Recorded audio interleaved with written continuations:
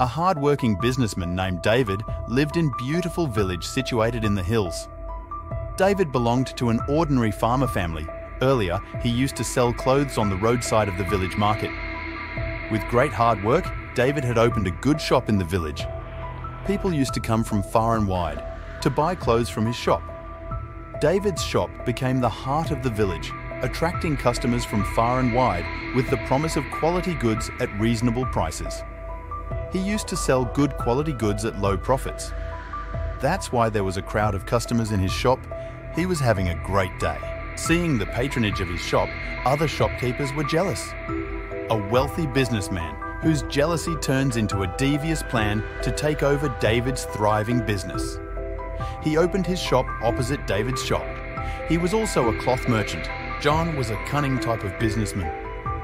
He knew that David has a very good name in this area, and his clientele is also very good. One day, he thought that he would get David's shop closed at any cost and leave him no matter what he has to do for it. He started selling clothes at very low prices to attract David's customers to his shop. Now David also had to reduce the prices to stay competitive and retain his customers.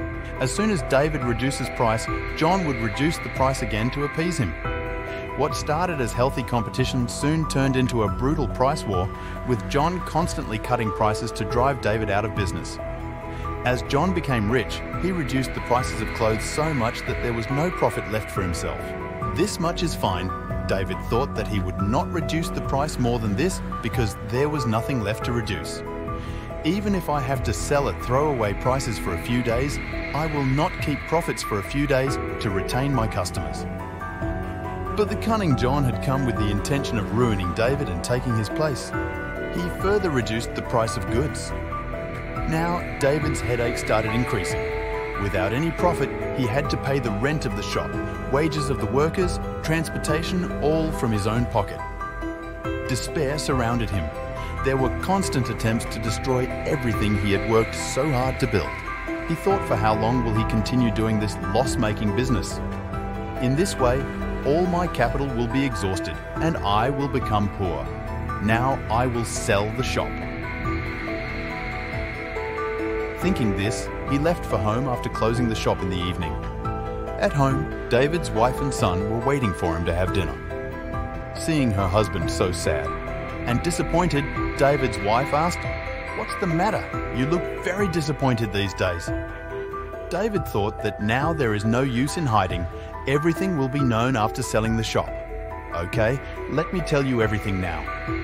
Thinking this, he told the whole story. David's son Andrew was very smart and clever. After listening to the whole story, Andrew said, "Dad, don't worry. I have a way to teach this rich John a lesson." "Trust me, Dad," Andrew assured, his eyes shining with determination. "We will not let him win. Dad, just keep going to the shop and give the goods to your customers at the same price that John keeps. I will keep bringing whatever goods you want in the shop. For just a few days, don't ask where the goods will come from. You trust me, we will not lose a single penny." David kept doing as per his son's advice. The more John reduced the price, David started selling at the same price. Now at low price, when business took place, the shops on both sides started getting crowded with customers. His son used to bring whatever goods David needed, due to which David never felt shortage of goods. But after suffering huge losses, the condition of the cunning businessman John started deteriorating. No matter how much you reduced the price, David would immediately start selling the goods at the same price. In this fight for low prices, John reached the verge of bankruptcy. At last, John accepted his defeat. He asked David that by reducing his prices, he came to the verge of bankruptcy. "But how is it that you are surviving comfortably till now?" Then David pointed towards his son and said, "My son brings whatever goods I need at a low price. That's why I didn't mind." John was surprised that the goods are not available at this price anywhere in the world. "Then from where does your son get such goods?" Then David's son said to John, "Sir, whatever goods you sold in the market at the lowest price, we used to buy the same goods and used to give it to the customers of his shop. In this way, we did not lose a single penny. Whatever loss we suffered was borne by you. Your plan to destroy us proved costly for you. Even if we did not make profits for a few days, we kept our customers and you yourself became poor after getting trapped in the trap of your own devious tricks.